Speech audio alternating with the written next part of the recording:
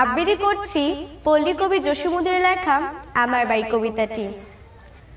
আমার বাড়ি যাইও ভ্রমর, বসতে দেব পীরে, জল পাঞ্চে করতে দেব শালি ধানের চিরে।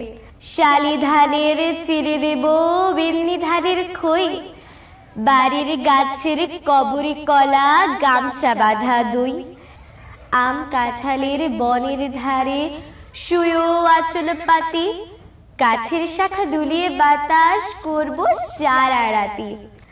চাঁদে মুখে তোর চাঁদের চুমো মাখিয়ে দেব সুখে, তারা ফুলের মালা গাঁথি জড়িয়ে দেব বুকে। গাই দোহনের শব্দ শুনি জেগো সকাল বেলা, সারাটা দিন তোমায় লয়ে করব আমি খেলা।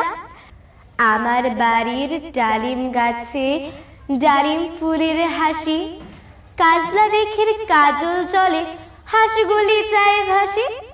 আমার বাড়ি যাইও ভ্রমর, এই বরাবর পথ, বৌরি ফুলের গন্ধ সুখে থামিও তব রথ।